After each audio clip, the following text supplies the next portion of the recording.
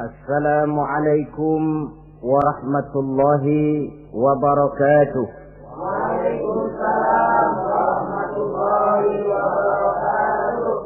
Bismillah walhamdulillah wassalatu wassalamu ala sayyidina Rasulillah sayyidina wa maulana Muhammad ibn Abdullah wa ala alihi wa sahbihi wa mawalah.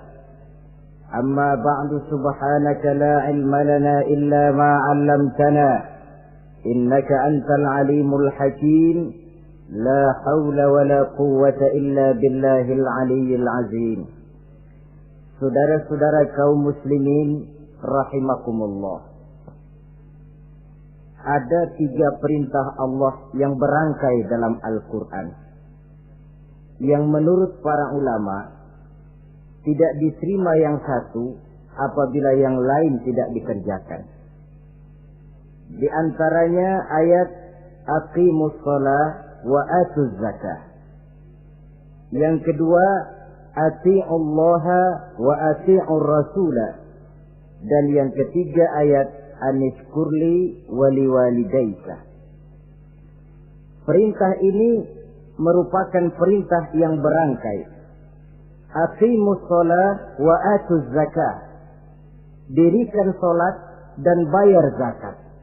Artinya tidak diterima salatnya orang yang tidak membayar zakat dan tidak diterima zakatnya orang yang tidak mendirikan salat. Perintah ini berangkai pada saat salat dikerjakan, zakat apabila sampai haul dan nisabnya harus dibayarkan. Begitu juga pada ayat ati'ullaha wa ati'ur rasul. Taatlah kamu kepada Allah dan taatlah kamu kepada Rasul. Tidak diterima taat kepada Allah kalau membelakangi Rasul, dan tidak diterima mentaati Rasul kalau tidak mentaati Allah. Keduanya berangkai dan tidak terpisahkan satu dengan lainnya. Taat kepada Allah artinya harus taat juga kepada Rasul. Mengamalkan Quran artinya juga harus dengan mengamalkan sunnah. Oleh karenanya sering diingatkan, usaha memisahkan umat Islam dari Islamnya selalu diawali dengan memisahkan umat Islam dari ulamanya. Dan ini bukan urusan baru. Sejak zaman dahulu orang-orang yang anti kepada Islam selalu berusaha memisahkan umat Islam dengan Islamnya. Caranya pertama dipisahkan umat dari ulama.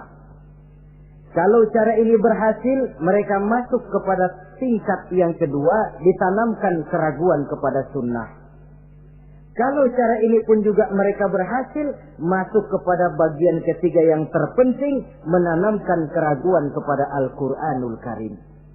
Kalau umat sudah meragukan Al-Quranul Karim, maka tidak ada lagi yang bisa diharapkan.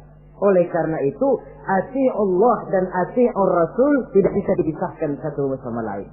Apabila kita mengamalkan ajaran Quran, seiring dengan itu kita juga harus menegakkan sunnahnya. Adapun ayat yang ketiga yang merupakan perintah berangkai ini, anishkurli wali walidaika, kata Allah.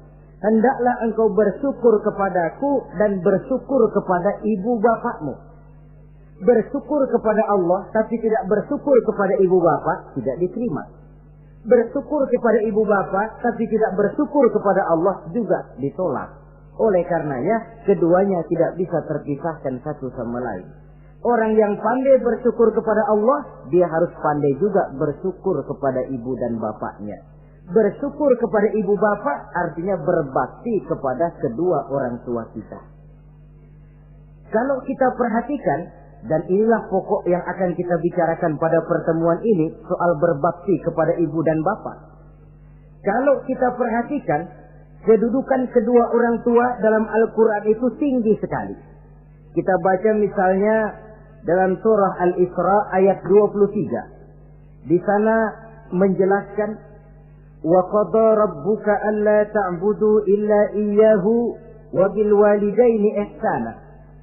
Dan Allah Tuhanmu telah memutuskan, telah menetapkan, jangan kamu menyembah selain daripadanya dan berbaktilah kepada kedua orang tua.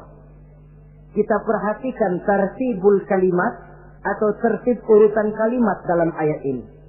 Pertama, jangan menyembah selain kepada Allah. Yang kedua, berbakti kepada kedua orang tua. Allah, setelah itu kedua orang tua. Begitu tinggi kedudukannya sampai dirangkaikan dengan kewajiban menyembah hanya kepada Allah. Sesudah itu apa? Wabil walidaini ihsana, berbakti, berbuat baik kepada ibu dan bapak. Lalu dalam surah An-Nisa ayat 36 kita temukan wa'budullaha wa la tusyriku bihi syai'a wa bil walidaini ihsana. Sembahlah Allah, jangan engkau sekutukan ia dengan sesuatu pun, dan berbuat baiklah kepada kedua orang tuamu. Lagi-lagi di sini perintah bertauhid, perintah menyembah hanya kepada Allah dirangkaikan dengan perintah berbakti kepada kedua orang tua. Dalam kehidupan sehari-hari, biasanya perintah penting lahir pertama. Perintah penting kedua lahir pada urutan kedua. Dari segi prioritas kita bisa melihat tingginya kedudukan kedua orang tua kita di dalam kehidupan ini. Lalu orang tua adalah bapak dan ibu. Keduanya mempunyai peranan yang sangat besar sejak lahirnya kita ke alam dunia ini sampai kita meningkat menjadi anak-anak, remaja, dewasa. Bapak misalnya kita lihat sibuk mencari nafkah. Ia pergi pagi, pulang sore, peras keringat, banting tulang. Karena cita dan harapan agar anaknya kelak hidup lebih baik dari dia sekarang ini. Dan untuk itu dia rela peras keringat, banting tulang. Seolah-olah dia berkata, ayahmu biarlah kaki jadi kepala, kepala jadi kaki, asal kau kelak jadi orang. Yang kadang-kadang setelah kita sang anak ini jadi orang, sering lupa kacang akan kulitnya. Sehingga boleh jadi orang lalu berkata, kalau orang tua kaya, anak jadi raja. Kalau anak yang kaya, orang tua sering jadi budak. Orang tua kaya, anak jadi raja. Apa yang dia mau jadi kenyataan. Tapi kalau anak yang kaya, kadang-kadang orang tuanya yang jadi budaknya. Lalu di samping sibuk mencari nafkah, bapak juga memberikan perlindungan dalam kehidupan ini. Menjadi simbol wibawa yang pada satu saat kita akan merasakannya kalau dia sudah tidak ada. Begitu barangkali kecenderungan orang, seperti kata Imam Al-Ghazali, kamu baru merasa pentingnya suatu nikmat kalau dia sudah hilang dari diri kamu. Kita baru terasa pentingnya sehat kalau lagi sakit. Baru tahu pentingnya gigi kalau lagi sakit gigi. Baru tahu pentingnya telinga kalau lagi budak. Tetapi pada saat normal, kita menganggap itu sesuatu yang biasa. Bukankah keberadaan seorang bapak dalam hidup ini, di samping dia pelindung, juga menjadi simbol wibawa dalam kehidupan di masyarakat? Orang sering berkata, gue bukan takut sama lo, gue segan sama orang tua lo.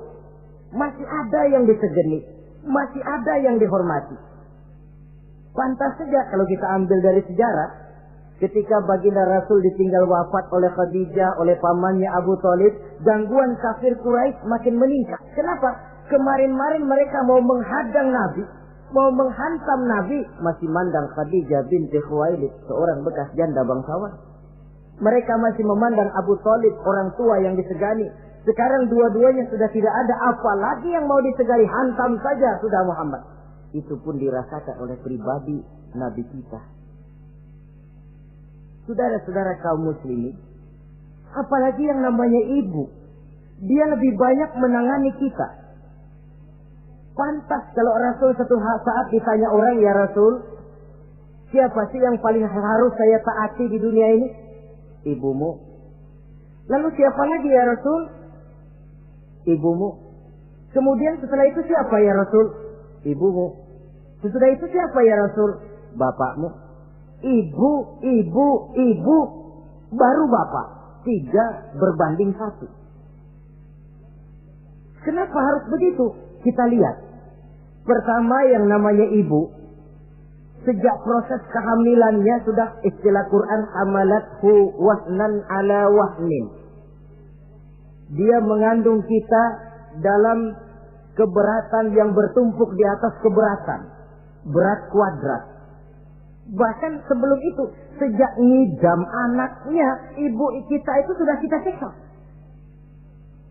Yang kepengen dimakan, yang bukan-bukan. Muntah, nggak karu-karuan. Keinginan yang tidak musim. Sampai ketika terjadi proses kehamilan. Dari hari ke hari hamilnya makin lama, makin berat, makin lama, makin besar. Kemana-mana dibawa. Belum pernah ditaruh. Ini berat mau ke pasar, taruh dulu sebentar. Tidak. Itu ya saudara, orang hamil itu ya, saya sendiri alhamdulillah belum pernah hamil. Tapi kalau kira-kira 2 kilo, itu ada itu. Umpama pengen ngerasain, cari kelapa yang beratnya kira-kira 2 kilo, jantung di perut kemana-mana bawa. Apa enak kayak begitu itu? Kehamilannya makin lama makin besar, makin lama makin besar. Tidurnya pun sudah serba sulit dan serba salah. Sampai dia kepada saat kelahirannya, saat melahirkannya, berhadapan dengan 2 pilihan. Kalau tidak hidup, mati. Dan seorang suami tidak pernah menghadapi saat-saat kritis macam gitu. Paling-paling waktu istrinya melahirkan, dia cuma nungguin di depan pintu. Bingung, gelisah, tapi masih sempat ngerokok.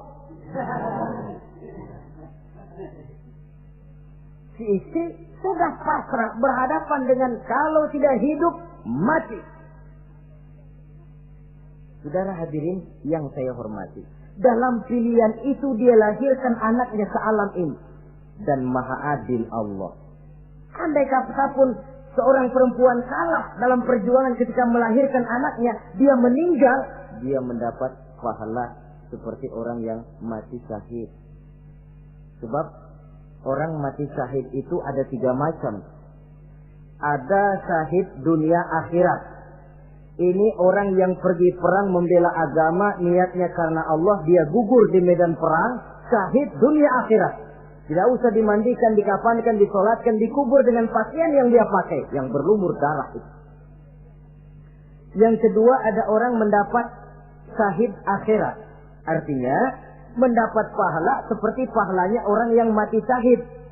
Tetapi jenazahnya tetap wajib diurus seperti biasa. Dimandikan, dikafankan, disolatkan. Hanya pahalanya seperti pahala orang mati syahid. Siapa mereka? Al-Gharik. Orang yang mati tenggelam. Kelelep di kali. Itu mati syahid. Syahid akhirat. Apalagi sahibul hadmi. Orang yang tertimpa benda keras secara mendadak. Mati syahid. Syahid akhirat. Di dunianya tetap wajib diurus seperti biasa. Saudara lagi jalan enak-enak ketiban batu 2 ton. Mati mendapat pahala syahid akhirat. Tapi jangan diniatin. Kalau diniatin, saya mah pilih selep aja dah. Lu nyebur ke kali, mati syahid. Tidak. Konyol malah itu, bunuh diri namanya. Nah, di antaranya yang mati syahid itu perempuan yang meninggal pada saat melahirkan anaknya. Tapi masalah kita dalam pilihan antara hidup dan mati, dia lahirkan anaknya ke alam ini. Lalu proses mengasuh dan membesarkan lebih banyak sang ibu ketimbang sang bapak. Tengah malam, bapaknya sudah asik tidur lelap. Si ibu masih saja berkutat dengan anak bayinya. Dibungkusnya pakaian, si anak pun pipis digantinya itu. Setelah itu dijaganya juga dari gigitan nyamuk. Sehingga pepatah bilang kasih ibu sepanjang jalan, kasih anak sepanjang galah. Ini berarti bahwa bagaimanapun upaya hendak menebus jasa daripada ibu, memang sulit untuk tersebut. Oleh karenanya saudara-saudara, pantas saja kalau Nabi sampai 3 kali ibumu, ibumu, ibumu, setelah itu bapakmu. Nah, oleh karenanya apa sebenarnya kewajiban seorang anak kepada kedua orang tuanya? Dengan kata lain, bagaimana kita berusaha untuk berbakti kepada ibu bapak ini? Di dalam kitab Tanbihul Ghafilin ada dijelaskan, lil walidi 'alal waladi asharatu huquqin. Orang tua mempunyai 10 hak terhadap anaknya. Dengan kata lain, kewajiban anak kepada orang tuanya ada 10.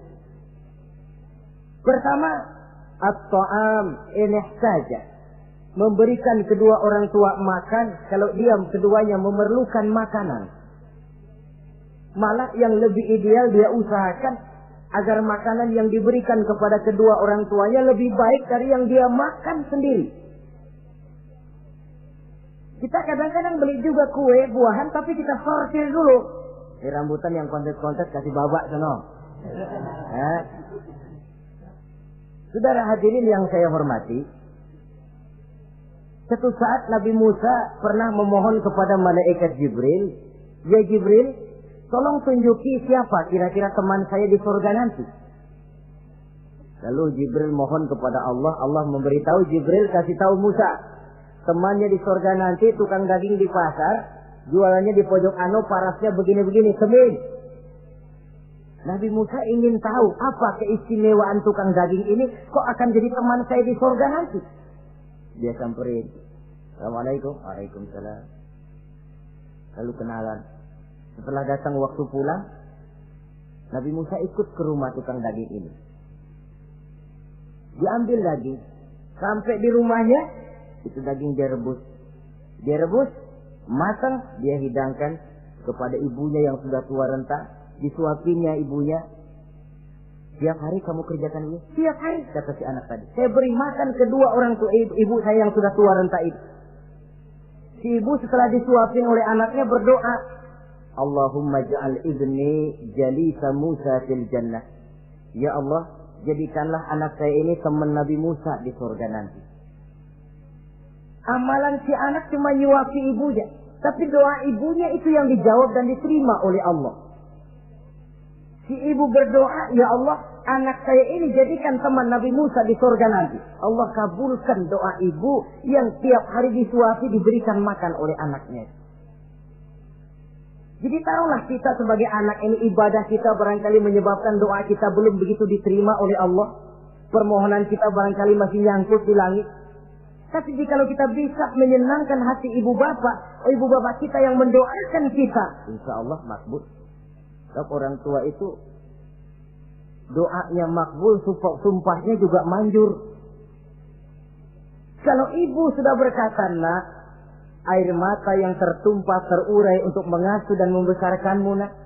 Air susu ibu yang kau minum sampai kau tumbuh menjadi dewasa semacam ini, seluruh cucuran keringat dan jerih payah ibu rela, nak. Mudah-mudahan kau jadi orang berguna. Insya Allah hidup ada berkahnya."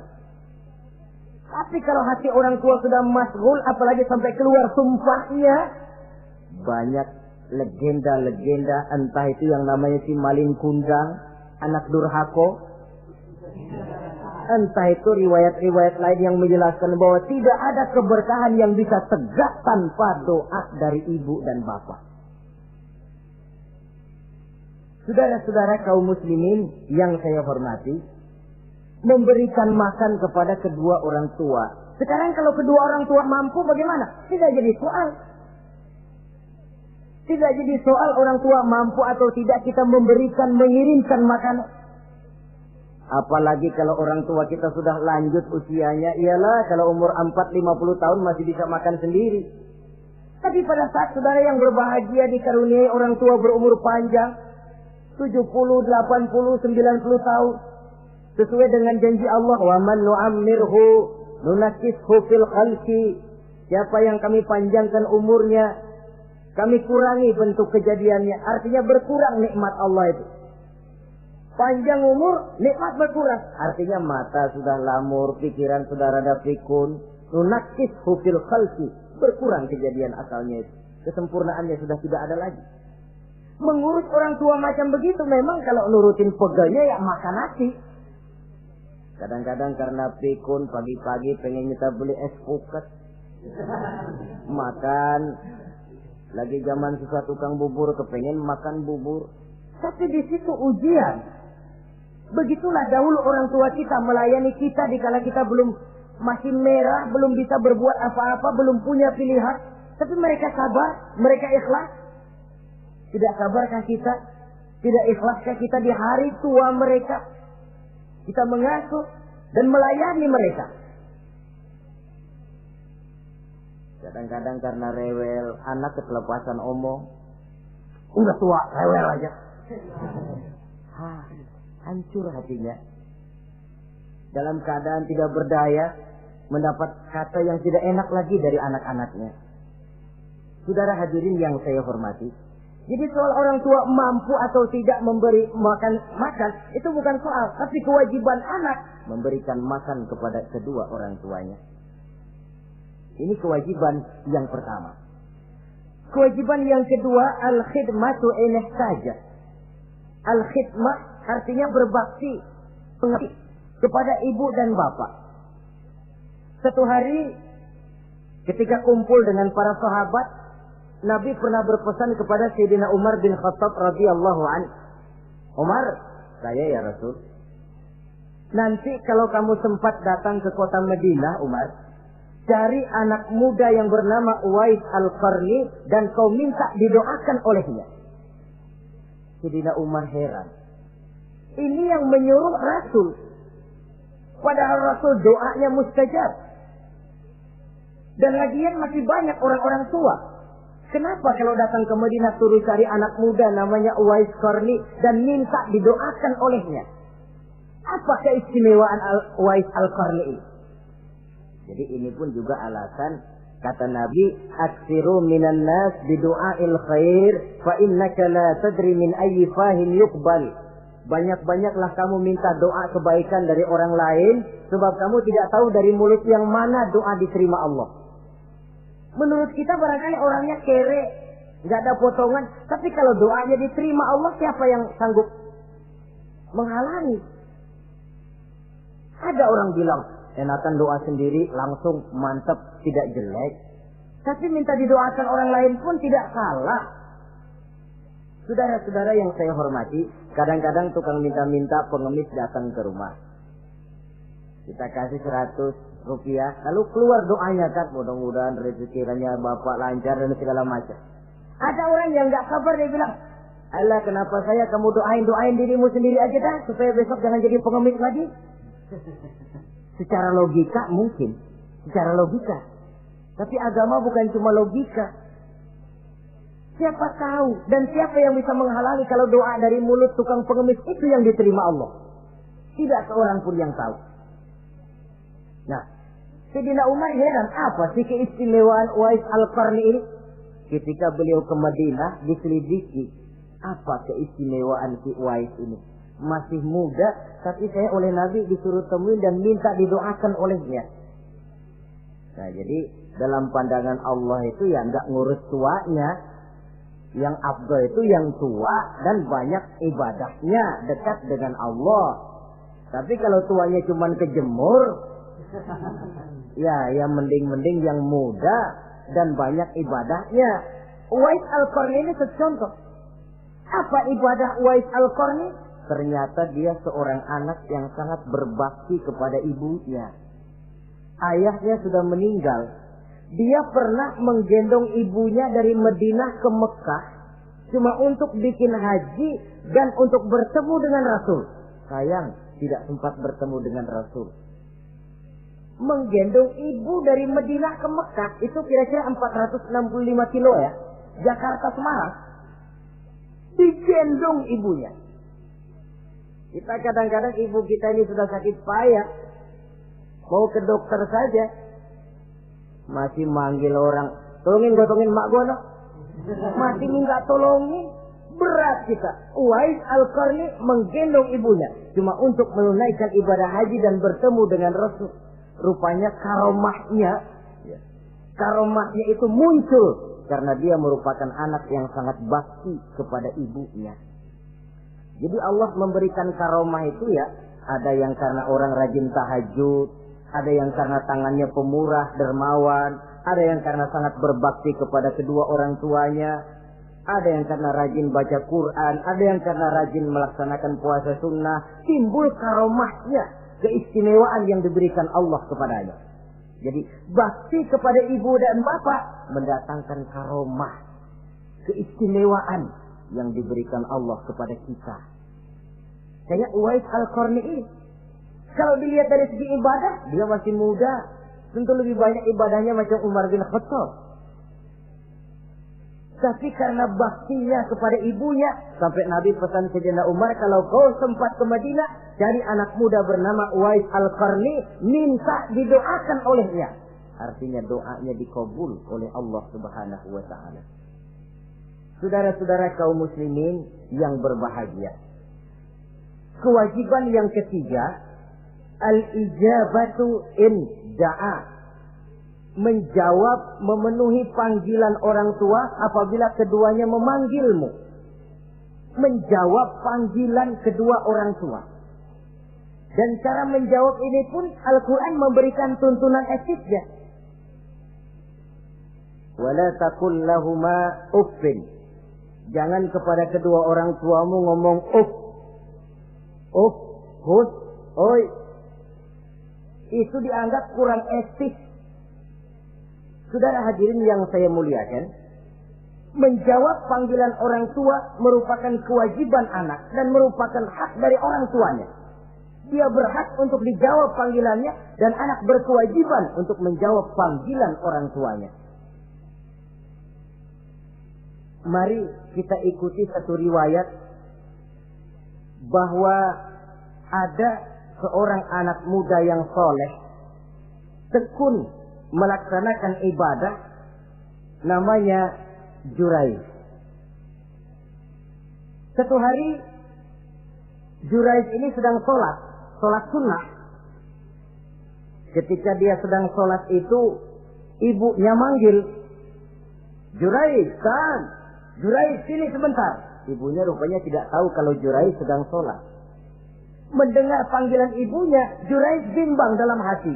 Allahumma ummi am sholati. Ya Allah, sembahyang saya terusin atau panggilan ibu yang saya jawab? Saya sholat sunnah, tapi menjawab panggilan ibu wajib. Mana ini? Bimbang. Dia, ibunya manggil lagi, Jurayj ta'ali, Jurayj sini. Makin bimbang.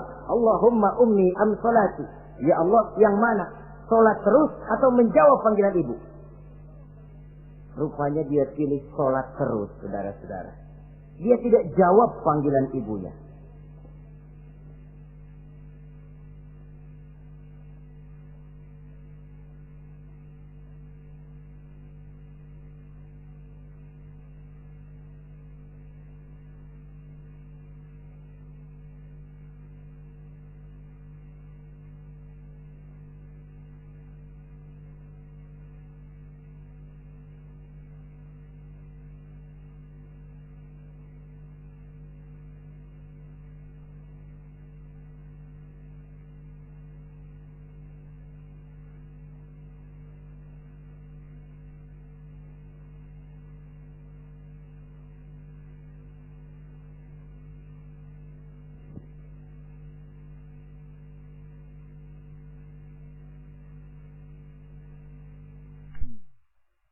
Karena panggilannya tidak dijawab ini, mangkel rupanya hati sang ibu. Ya Allah, Jurayj ini, saya lahirkan dia antara pilihan hidup dan mati. Saya asuh dan saya besarkan dia. Cuma saya panggil tidak mau menjawab, sakit hati saya. Keluar katanya, ya Allah, jangan mati Jurayj sebelum dia bertemu orang jahat. Nah, berlalulah riwayat ini. Hari berganti hari, bertukar minggu pergi, datanglah bulan. Kesolehan anak muda yang bernama Jurayj ini terkenal ke seluruh kampung. Dan biasa, kalau ada orang yang soleh, apalagi dia masih muda, yang usil banyak. Dan yang usil ini selalu berusaha mencari jalan bagaimana menghancurkan Jurayj ini. Saudara hadirin yang saya hormati, akhirnya mereka begini aja. Jurayj kan masih muda, kita goda pakai harta. Ah, tidak mungkin. Jurayj itu bukan orang yang mata duitan, dia tidak akan luluh oleh harta. Kita tawarkan kedudukan, juga tidak bisa. Begini saja. Dia kan masih muda tuh. Iya. Umpanin perempuan aja dah. Kirim cewek yang agak kece.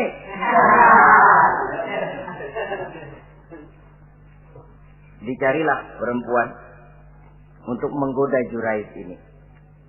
Sampai satu malam Jurais sedang ibadah di mihrab dalam masjid. Masuk perempuan ini dengan langkah gemulai, dengan suara merdu mendayu-dayu, mencoba merayu, membujuk, memperdaya, mempesona Jurais. Tapi enggak kena. Sejak dari berpakaian lengkap si perempuan ini, sampai bahasa Arabnya uryanun thalik, tanpa sehelai benang pun lagi lekat di badannya. Menggoda Jurais, memegang Jurais, muter-muter di depan Jurais, tanpa selembar benang pun lekat di badannya. Jurais mantap. Si perempuan karena sudah kadang merasa dibayar lalu nggak berhasil kan malu. Akhirnya dia keluar dari masjid, dia pergi ke sebuah kampung, di sana dia berzina dengan seorang pengembala kambing dan hamil. Ketika hamilnya besar, si perempuan ini kemana-mana pidato. Saudara-saudara, kenal nggak Jurais? Kenal. Yang katanya rajin benar ibadah tuh, yang mainannya di masjid melulu, yang mainannya tasbih melulu. Nih, perut saya nih. Dia urusannya tuh. Jurais, apa betul? Oh. Akhirnya Jurais dicari orang, macam-macam, yang caci maki, bahkan ada yang bikin pakai batu sampai berdarah kakinya, berdarah tangannya. Caci maki orang sudah nggak karu-karuan. Masjid lu ya, topeng doang lo. Saudara hadirin yang saya hormati, kita lihat di sini, Jurais sedang sholat sunnah, dipanggil oleh ibunya, tidak menjawab. Cuma itu ilasnya. Dan ibunya pun tidak tahu kalau Jurais sedang sholat. Keluar omongan yang tidak enak, dan omongan itu manjur. Kata Jurais, saudara-saudara begini, apakah di antara saudara-saudara ada yang lihat saya melakukan zina dengan perempuan ini? Tidak ada. Lalu atas dasar apa saudara menuduh saya? Ya pengakuan si perempuan tadi. Nggak bisa dong kalau nggak ada saksi.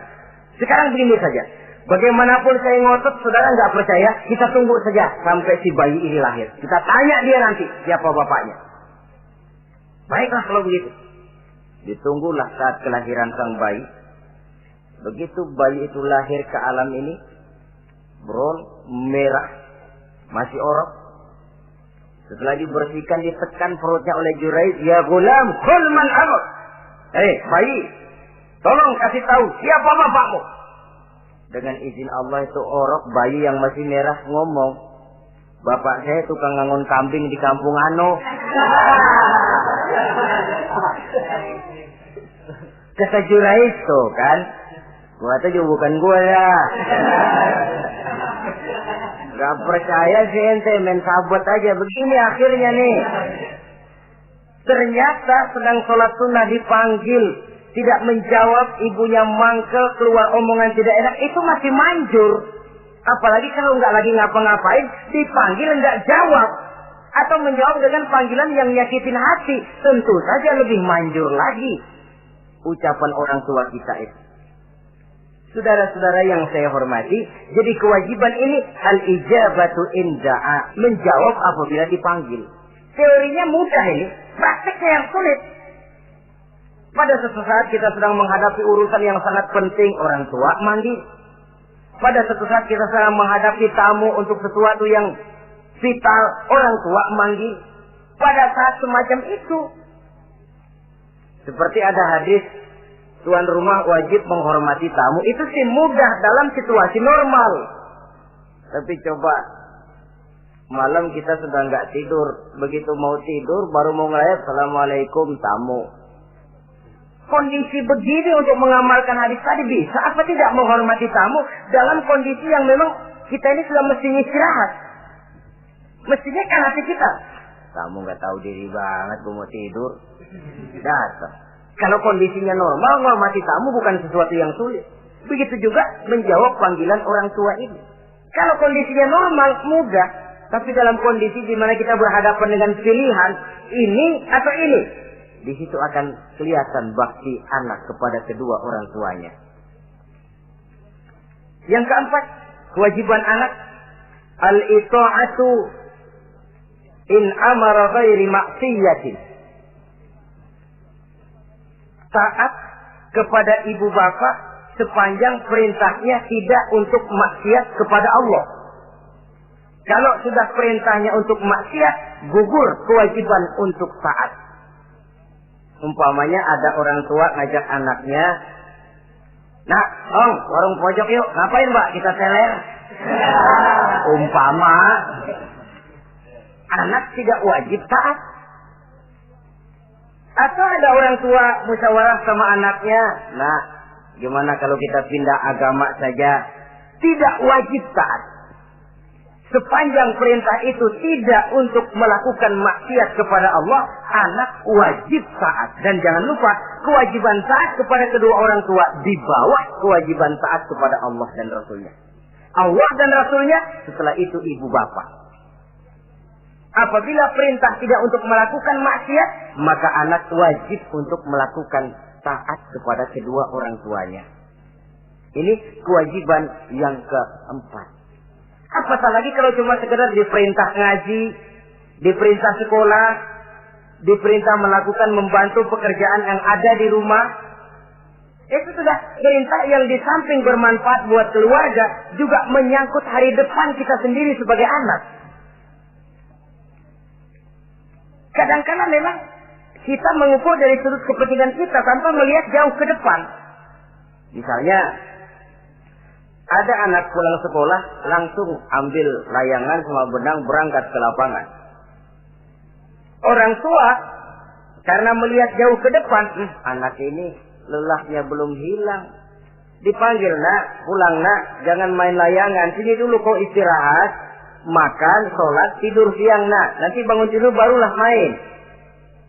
Si anak mungkin hatinya ngedumil, "Bapak, orang main layangan aja dilarang." Ini kesan yang timbul. Orang main layangan saja kok dilarang. Padahal larangan ini adalah untuk kemanfaatan dan kemaslahatan si anak itu sendiri. Tapi anak tidak mau mengerti. Yang dia tahu, dia dilarang main layangan. Itu cuma karena pandangannya yang tidak jauh menerawang ke depan. Pepatah bilang, sekejam-kejamnya macan tidak ada yang makan anaknya sendiri. Artinya, bagaimanapun kondisinya, orang tua itu tidak ada yang akan sampai untuk menyengsarakan anaknya. Saudara-saudara kaum muslimin rahimakumullah. Jadi yang keempat, kewajiban untuk taat sepanjang tidak melakukan maksiat kepada Allah Subhanahu wa taala. Yang kelima, at-takallum ma'ahu bil-lin. Apabila bercakap-cakap dengan kedua orang tua, hendaklah dengan tutur kata yang lemah lembut. Wala tanharhuma wala taqul lahumā uffin wa qul lahumā qawlan karīmā. Jangan membentak, jangan uff saja, hus saja, itu sudah tercela dan tidak boleh menurut ajaran agama. Apatah lagi sampai membentak, maaf, apalagi sampai melakukan tindakan kekerasan. Menendang orang tua, na'udzubillah, summa na'udzubillah. Memukul orang tua sendiri, Allah karim. Orang tua yang menyebabkan secara zahir keberadaan dia ke alam ini, sampai hati ditendang, dipukul, dibangsat-bangsati. Tidak ada kedurhakaan yang lebih berat selain daripada kedurhakaan kepada kedua orang tua sesudah orang menyekutukan Allah. Sehingga pantas kalau Nabi memberikan vonis, ridullah fi ridul walidain wa suhtullah fi suhtil walidain. Keredoan Allah di dalam keredoan ibu bapak, dan murka Allah pun berada dalam kemurkaan ibu bapak. Ibu bapak ridho, Allah insya Allah ridho. Ibu bapak murka, Allah murka.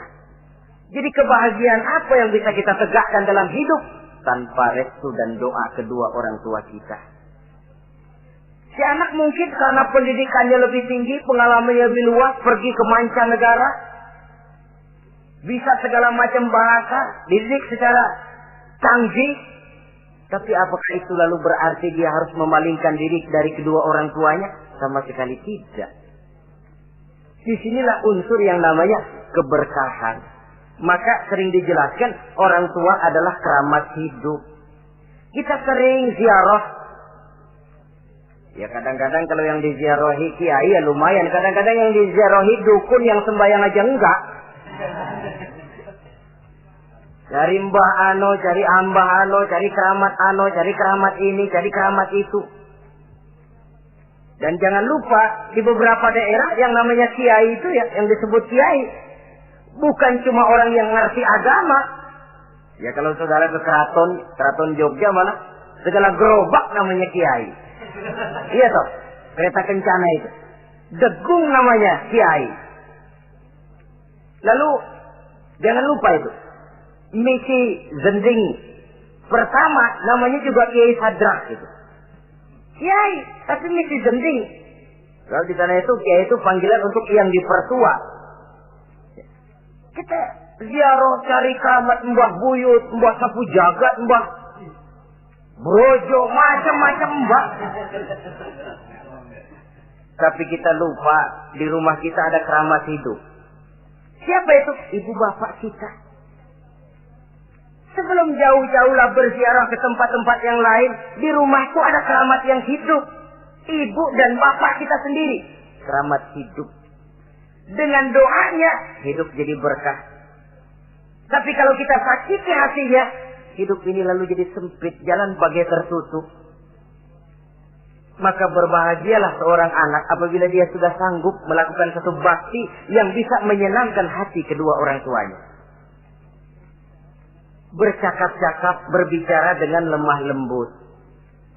Kadang-kadang di sebagian daerah ya sudah jadi kebiasaan. Manggil orang tuanya pakai elu aja. Bapaknya dianggap CS. Salaman juga main kedet aja. Halo be. Di Samsu bapaknya nggak boleh meleng, main buat aja. Dari panggilan saja, saudara hadirin yang saya muliakan, sudah memberikan cermin. Sebab bahasa adalah cermin dari pribadi orang. Kalau kepada orang tua kita sendiri kita memakai bahasa yang kasar, cermin bahwa pribadi kita memang pribadi yang kasar. Jadi pantas kalau agama mengatakan, apabila kedua orang tuamu sudah mencapai usia lanjut, fala tanharhuma, jangan membentak, wala taqul lahuma uffin, jangan berbicara uff, wa qul lahuma qaulan karima, sampaikan berbicara kepadanya dengan qaulan karima, kata-kata yang mulia, bukan kata-kata yang bagus dan indah diminta, qaulan karima, kata-kata yang mulia. Ya Allah, luhur indah betul bahasa Quran ini. Berbicara kepada kedua orang tua dengan kata-kata yang mulia. Jadi sekedar, oi, itu saja tidak boleh, konon lagi sampai membentak. Termasuk orang tua ini, ya mertua. Kalau orang tua kan tiga loh. Orang tua yang menyebabkan kita lahir ke dunia, ibu bapak kita.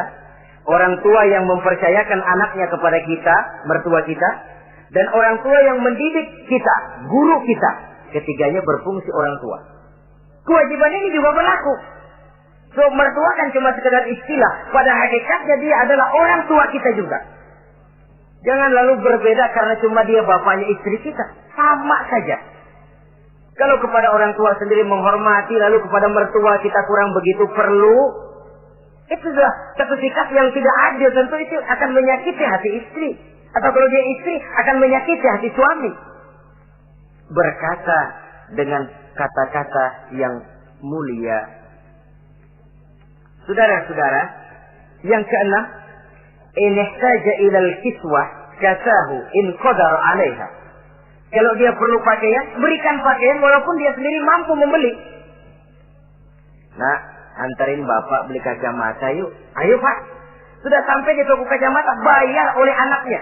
Walaupun si bapak punya duit dan si bapak yang ngajak beli, kewajiban anak, bayarin. Jangan mentang-mentang bapaknya cuma minta dianterin, bener-bener nganterin. Bapaknya ngeluarin dompet cuek aja.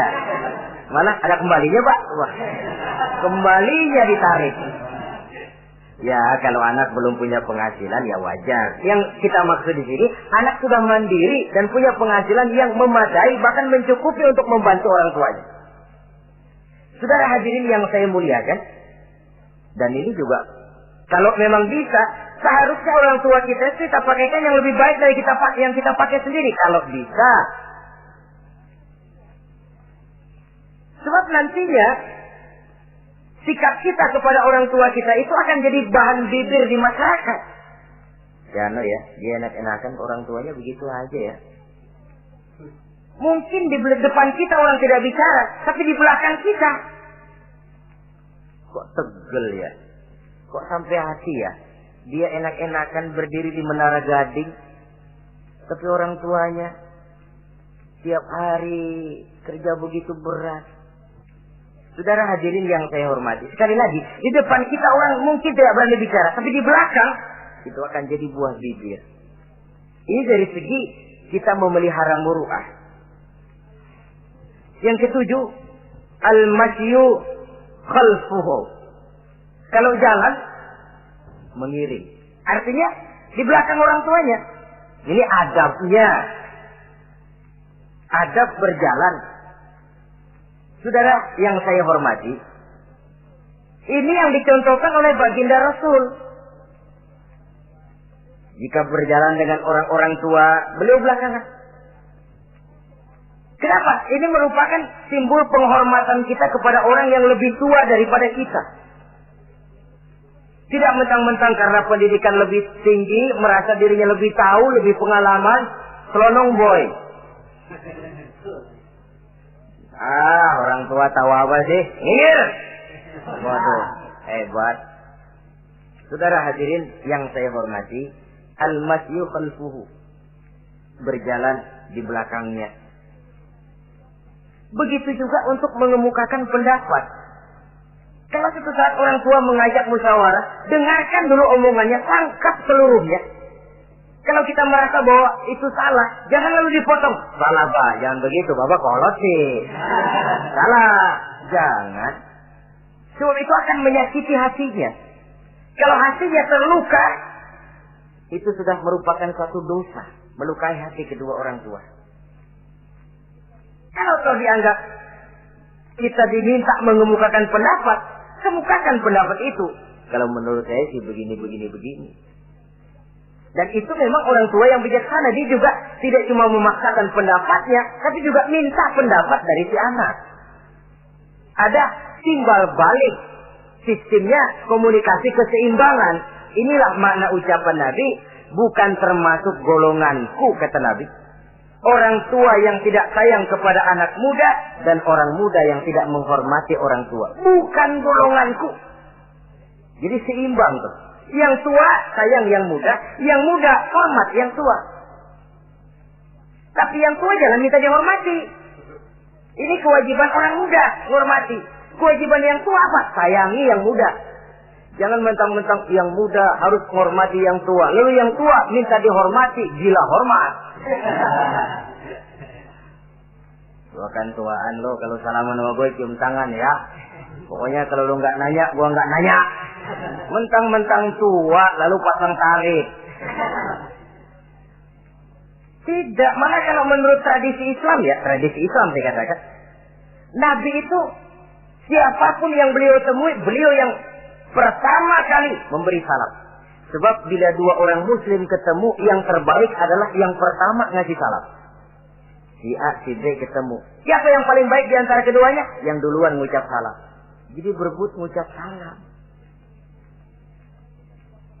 Kita zaman sekarang kadang-kadang kita sudah assalamualaikum yang nyautin kayak sirawan. Mukanya pakai ditekuk. Kita sudah yang muda mau menghormati, yang tua malah gila hormat. Yang muda jangan cuma minta disayangi, tapi nggak sanggup menghormati yang tua. Sistem keseimbangan. Yang tua sayang yang muda hormat kepada yang tua. Kalau ini terwujud, nikmat kehidupan bermasyarakat ini.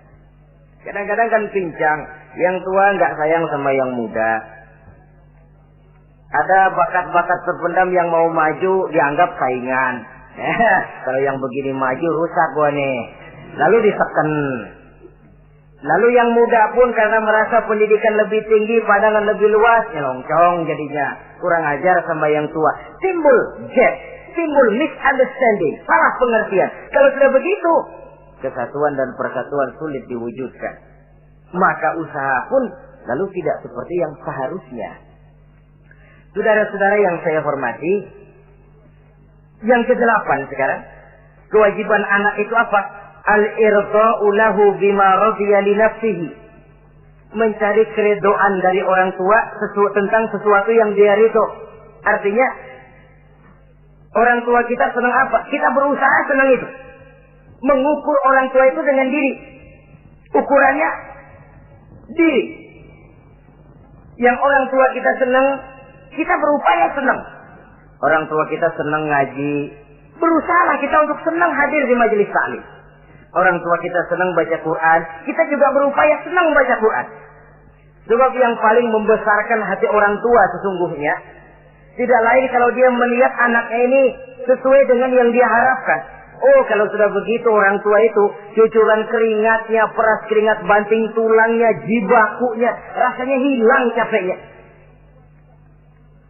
Kebahagiaan orang tua tidak cuma kalau anaknya jadi kaya lalu mengantarkan makan, minum, buahan, peralatan yang serba lengkap, tidak.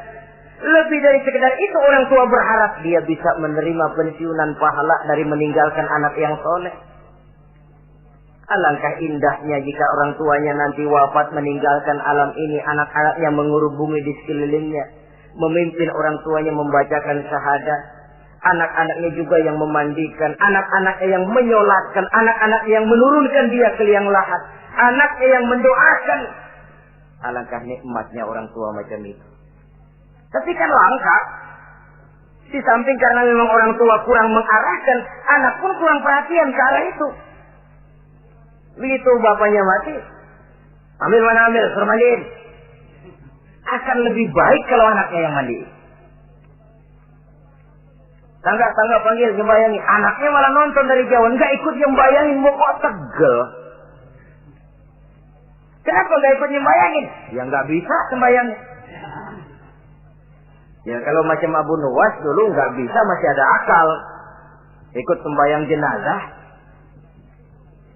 Dia nggak tahu kalau sembayang jenazah itu cuma diri, nggak pakai ruku, nggak pakai sujud. Imam takbir dia takbir, begitu takbir kedua dia kira ruku dia. Habis takbir lagi sujud. Orang-orang nggak ada yang sujud, bingung. Kalau saya ditanya dia, Abu Nawas kenapa tadi pakai sujud? Dia bilang ini mayit dosanya kebanyakan.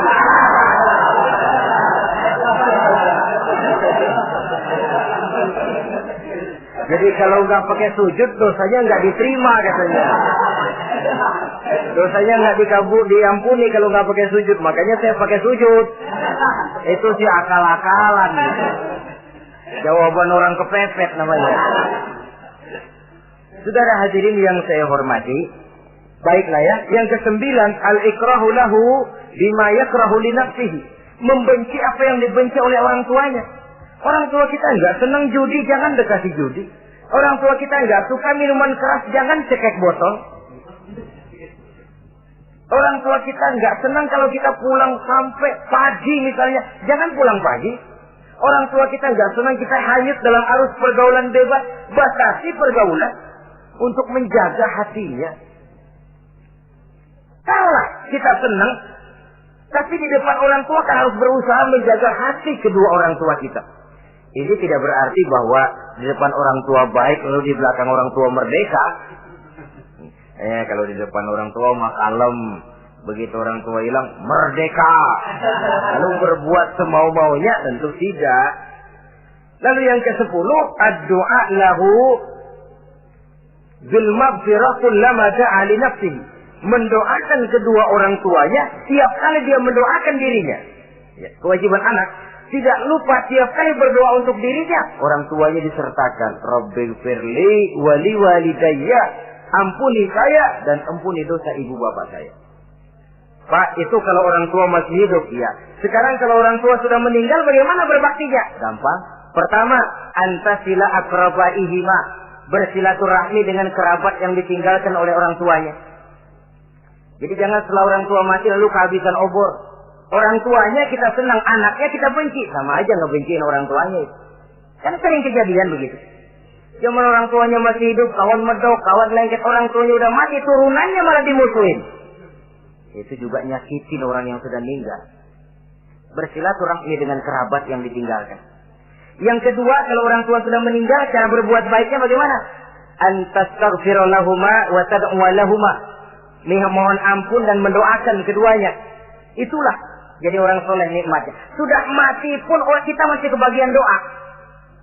Orang soleh kemana-mana didoakan orang. Dia lagi tidur, ada yang sembahyang. Dalam tahiyat dia baca, Assalamu alaina wa ala ibadillahi sholihin. Ya Allah, berikan keselamatan kepada kami dan kepada hamba-hambamu yang soleh. Ini orang yang soleh, semua orang soleh kebagian doa itu. Walaupun dia lagi tidur, tidurnya didoakan orang. Dia sudah mati, kuburnya diziarahi orang, dibacakan doa. Lain kalau bajingan, liwat di kuburannya orang serem. Bajingan kemarin mati dipendam di sana. Lu jangan lewat sana, lu kesurupan. Liwat orang ngeri. Bagaimana lagi mau mendoakan? Yang ketiga, orang tua yang sudah meninggal itu cara berbaktinya, wa anta tasaddaqu lahuma. Kalau ada rezeki, bersedekah atas nama keduanya. Pak, 100.000 untuk pembangunan masjid, saya lihat pahalanya untuk almarhum kedua orang tua saya. Insya Allah sampai. Kalau tidak sampai, Rasul tidak akan mengajarkan badal haji. Untuk apa? Diajarkan badal haji artinya amalan orang yang masih hidup ada kaitannya dengan orang yang sudah meninggal. Bersedekah atas nama kedua orang tua. Saudara hadirin yang saya muliakan, mudah-mudahan Allah menjadikan kita anak yang bisa berbakti kepada kedua orang tua kita. Amin. Ini sajalah pertemuan kita yang singkat ini. Terima kasih atas segala perhatian dan mohon maaf atas segala kekurangan. Usikum wa nafsi bi taqwallah. Wassalamualaikum warahmatullahi wabarakatuh. Waalaikumsalam warahmatullahi wabarakatuh.